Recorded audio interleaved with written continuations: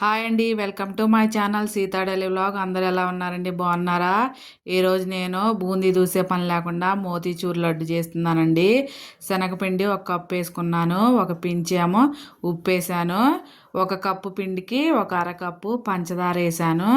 పంచదార ముందే నానబెట్టేసుకుంటున్నాను, కొంచెం కరుగుతుంది కదా అనేసి. అరకప్పు నీళ్ళు వేసాను. అరకప్పు పంచదారకి అరకప్పు నీళ్ళు వేసాను. దీన్ని కలిపేసి పక్కన పెడితే పిండి కలిపేలోపు కొంచెం కరుగుతుంది కదా, పంచదార తొందరగా అయిపోతుందని.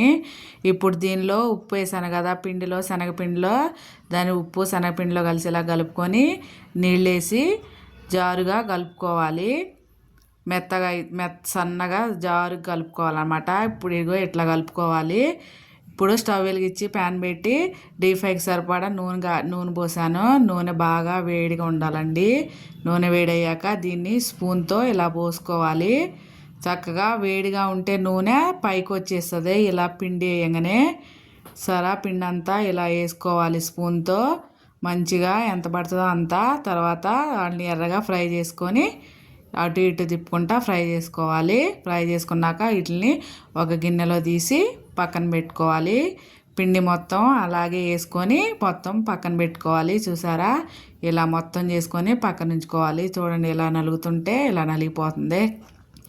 ఇప్పుడు పిండిని ఒక మిక్సీ జార్లో వేసుకొని మిక్సీ పట్టుకొచ్చుకుందాం. చూసారా, ఇట్లా మిక్సీ పట్టుకోవాలి. పంచదార వేసిన గిన్నెనే స్టవ్ మీద పెట్టేశానండి. చూడండి, ఇలా దర అలాగా మెత్తగా కాకుండా కొంచెం బరక్క పట్టుకోవాలి. పంచదార పాకంలో 2 యాలక్కాయలు కొట్టి వేసుకోవాలి.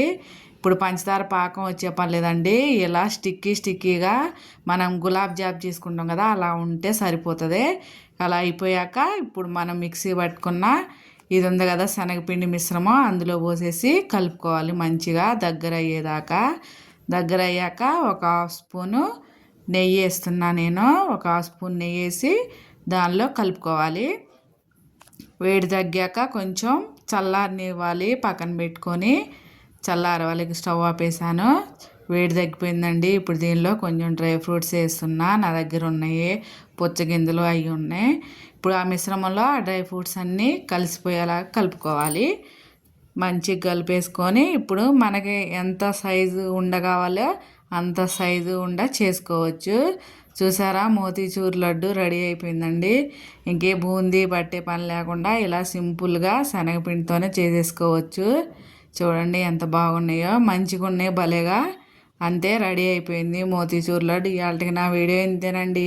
నా వీడియో నచ్చితే ప్లీజ్ ఒక లైక్ చేయండి, నా ఛానల్ని సబ్స్క్రైబ్ చేసుకోండి.